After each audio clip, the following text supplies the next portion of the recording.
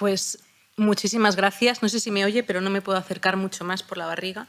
Entonces, agradecer sobre todo la invitación. Muchísimas gracias, Margarita, y gracias por darme la oportunidad de hablar aquí en nombre de la asociación, en nombre de la Fundación de Abogados Cristianos y en nombre de dos mujeres, de mi hija, y en nombre de muchas mujeres y de muchas personas que no tienen voz y que están siendo masacradas en uno de los lugares más peligrosos de la Tierra.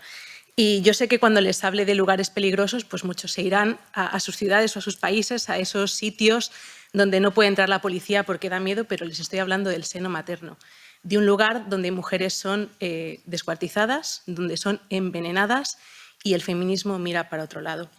Y hablando de mujeres, les hablaré de términos jurídicos también, pero les voy a hablar de dos mujeres más. Les voy a hablar de mujeres con nombres y apellidos. Les voy a hablar de Irene. Irene es una mujer que tiene pareja, tiene familia.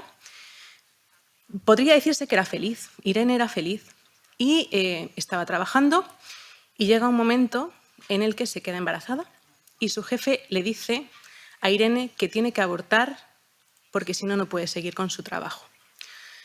Irene nunca ha abortado y nunca se había planteado el aborto, pero ante la insistencia de su jefe y la curiosidad que tenemos todas las mujeres, pues empieza a investigar, ¿no? Un poco qué es esto del aborto.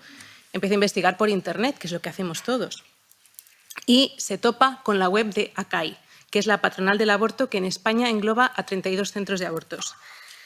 Busca la web de ACAI y ante la pregunta de qué es esto del embarazo y qué puede provocar el embarazo, lo que lee Irene es esto. La interrupción del embarazo no es interrupción del embarazo porque no se puede reanudar, realmente es un aborto, es una operación que no deja secuelas. Por eso, cuando te quedes embarazada, será como si no hubieses tenido un aborto anterior. Tampoco hay ningún riesgo de esterilidad por someterse a uno o más abortos. El aborto es la intervención quirúrgica más frecuente en España que no deja secuelas y la incidencia de complicaciones es bajísima. Insistimos, no hay ningún riesgo de esterilidad, no hay secuelas, no hay ningún tipo de complicación. Irene ve esto y ante la insistencia de su jefe, pues decide abortar. ¿Qué pasa? Miren, este es el informe psicológico de Irene, después de abortar. Depresión aguda con llanto incontrolado y pesadillas, varios intentos de suicidio, abuso de alcohol, anorexia, en varios episodios de ayuno voluntario y prolongado, agresividad, violencia, ruptura de pareja, pérdida de visión como secuela psicosomática por su alto nivel de estrés. Todo ello forma parte de un cuadro clínico típico del trauma posaborto como parte de un trastorno de estrés postraumático por el aborto provocado. Esto forma parte del informe psicológico y médico de la historia clínica de Irene. Pero les voy a hablar de otra mujer también, de María Jesús. María Jesús es una mujer maltratada. María Jesús, de hecho, aparte de tener golpes, moratones, alguna fractura, María Jesús no oye bien de un oído debido a una de las palizas que le propinó su marido. María Jesús se queda embarazada y su marido, maltratador, le dice que tiene que abortar porque necesita comprarse un coche nuevo y el bebé supone un gasto. María Jesús en este punto duda, y estos casos que les cuento los he vivido de primera mano, María Jesús en este momento duda entre escapar con su hijo y dar a luz o abortar. Pero ante la insistencia de su marido decide investigar, por lo menos, ¿no? Lo mismo que pasó con Irene, investigar, ver qué es lo que se dice del aborto. Vuelve a la web de ACAI. Recordemos, ningún riesgo de esterilidad. No pasa nada. El aborto es la intervención quirúrgica más frecuente. No deja secuelas. Después de este aborto, al final María Jesús se decide a abortar. María Jesús se quedó estéril. Y como consecuencia de su esterilidad se creó una relación adictiva, totalmente adictiva con su maltratador y no pudo ya dejarle. Estéril y aparte con muchos problemas psicológicos y psiquiátricos. Fueron Irene, María Jesús y muchas más mujeres las que se pusieron en contacto con abogados cristianos y las que nos convencieron para interponer una demanda contra la patronal del aborto. No fue solo por María Jesús o por Irene, sino fue también porque ellas lo que no querían, ellas ya no querían ningún tipo de venganza, pero lo que no querían ellas es que otras mujeres pasasen lo que ellas habían pasado. Y ese es el verdadero feminismo. No es el feminismo que nos venden, sino este es el feminismo el que no quiere una mujer que ha pasado por un aborto, que ha pasado por intentos de suicidio, que se ha quedado estéril. El verdadero feminismo no quiere que otras mujeres pasen por esto. Por eso, realmente, el verdadero feminismo es provida. Interpusimos la demanda.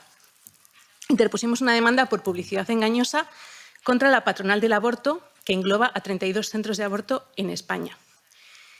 Antes de que fuese el juicio, el juez nos dijo que la sentencia prácticamente ya la tenía.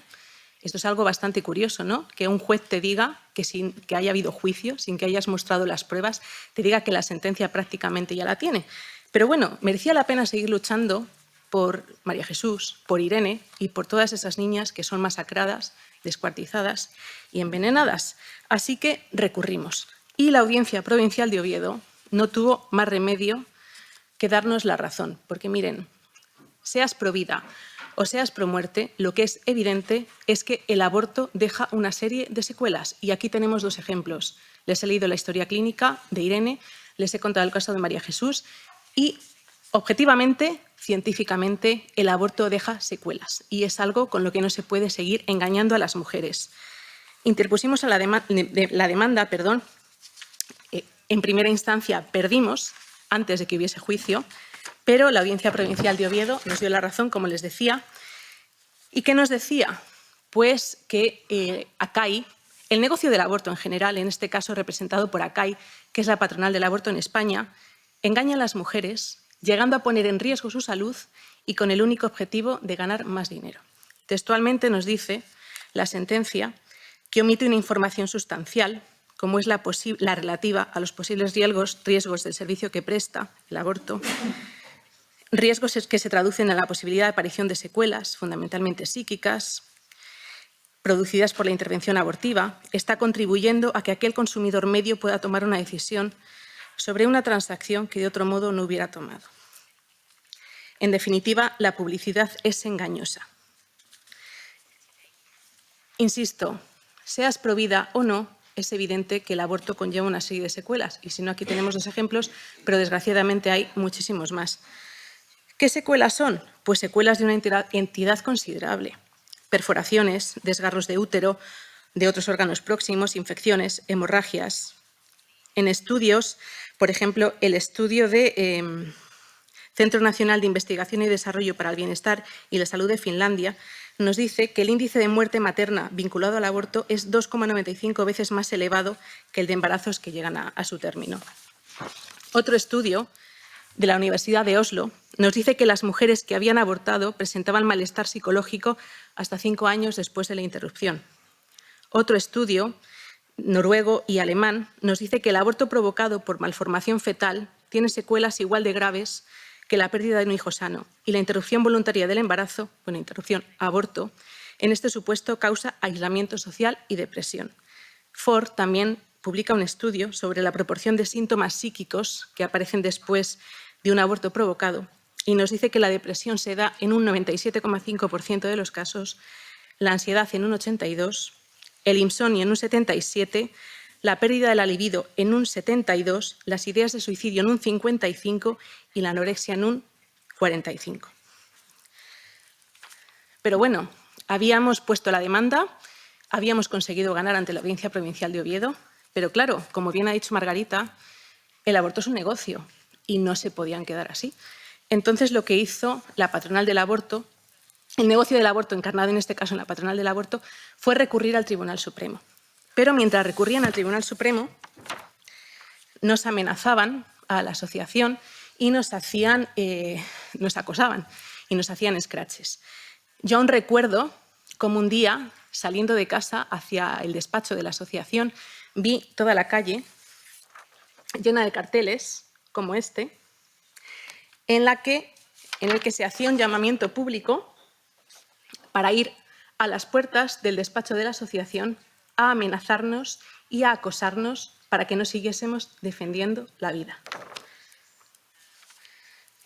¿Me pueden decir ustedes en qué manera el negocio del aborto defiende a las mujeres cuando fueron al despacho de una mujer, a mi despacho, para amenazarme y acosarme para que no siguiese defendiendo el derecho fundamental a la vida?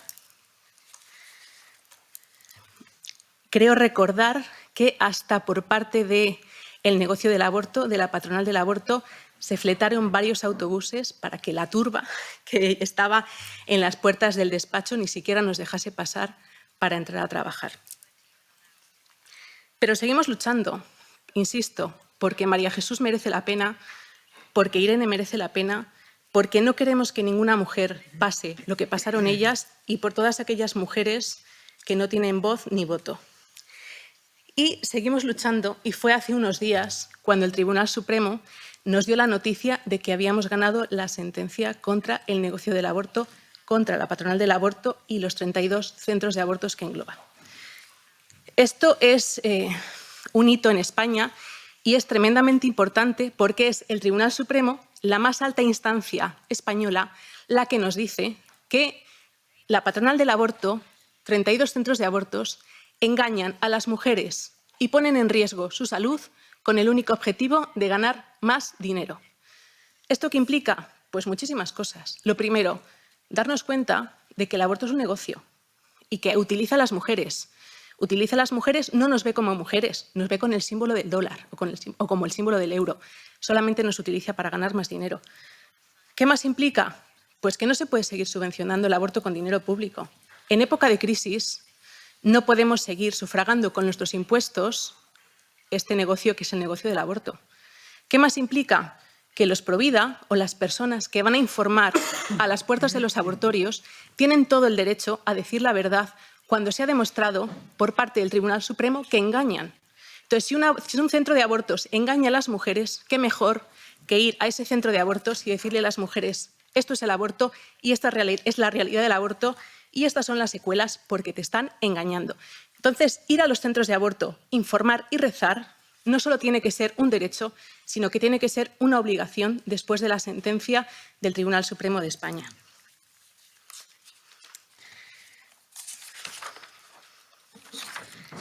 ¿Pero qué hace el Gobierno de España después de la sentencia del Tribunal Supremo?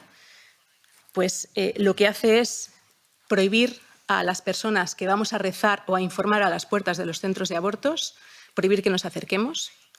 ¿Qué hace?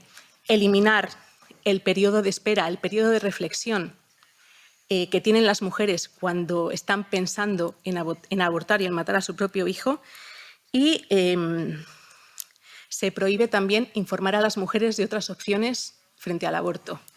¿Esto es proteger a las mujeres o es proteger el negocio del aborto? Se está tratando de blindar el negocio del aborto en todos los sentidos, porque se engaña, porque se utiliza a las mujeres y porque no se permite que haya nadie ni nada que les diga que hay otras alternativas y que el aborto pasa factura.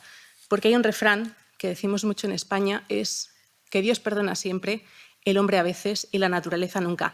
Y la naturaleza, lo hemos visto con las secuelas, lo hemos visto con el informe psicológico y la historia clínica de Irene, la naturaleza no perdona nunca. Y a Irene no se lo perdonó ni a todas las mujeres que se han sometido a un aborto provocado. Entonces lo que se hace es proteger el negocio del aborto. Pero esto no puede seguir siguiendo así. Y estamos en la Unión Europea, donde los abogados hemos conocido sentencias muy importantes relativas a la banca, en deuda subordinada, en preferentes, en cláusula suelo, en gastos hipotecarios, donde nos habla la Unión Europea del vicio en el consentimiento. Es decir, una persona que ha contratado un producto bancario, que seguro que a cualquiera de nosotros nos ha pasado, una persona que ha contratado un producto bancario y que no sabía cuáles eran las expectativas de futuro, si subían los intereses, si subía el Euribor, si bajaba, y contrata una hipoteca con una cláusula suelo sin saber lo que podía pasar y no era informada esa persona de lo que podría pasar si subía el Euribor con esa cláusula suelo, lo que nos dice la Unión Europea y el Tribunal de Justicia de la Unión Europea es que hay un vicio en el consentimiento, porque esa persona no sabía lo que iba a pasar después con su hipoteca, si tenía una cláusula suelo y el Euribor bajaba. Entonces, ese consentimiento que dio esa persona que no sabía lo que iba a pasar después porque no se le informó correctamente, significaba que esa cláusula suelo, esos gastos hipotecarios, eran nulos. Es también vicio en el consentimiento cuando una mujer va a abortar y es engañada y no la dicen cuáles son las secuelas. Y en este caso, fíjense, no estamos hablando de una cláusula suelo, que es cuestión de dinero, estamos hablando de su propio hijo. Entonces, si la Unión Europea nos dice que hay un vicio en el consentimiento, cuando una persona no conoce el escenario posible, el escenario futuro, ante las subidas o bajadas de Euribor, ¿cómo no va a haber un vicio en el consentimiento si una mujer que aborta no es informada de las posibles secuelas que tiene matar a su propio hijo? Por último, y voy a ser muy breve, voy a parafrasear y a remitirme a un discurso que dio, supongo que muchos pensarán que es el de la Madre Teresa de Calcuta en el Premio Nobel de la Paz, pero no, es otra mujer de familia tradicional, madre de familia numerosa, pero es un discurso mucho más reciente, que es de la señora Ursula von der Leyen, cuando nos dice en su discurso ante el Parlamento Europeo, ante el Pleno del Parlamento Europeo en 2020, no hay palabras para expresar el dolor de Europa y el sufrimiento del mundo. Y yo me imagino que es ante los 2 millones de bebés abortados solo en España. Cuando nos dice, tenemos en nuestro pensamiento a todas las víctimas y en nuestras oraciones a todas las familias en duelo. Y yo me imagino que este duelo es el de Irene y el de María Jesús, que han sido María Jesús estéril, Irene con una familia totalmente desestructurada y con varios intentos de suicidio. Les prometemos que contaremos su historia y que honraremos su vida y su legado.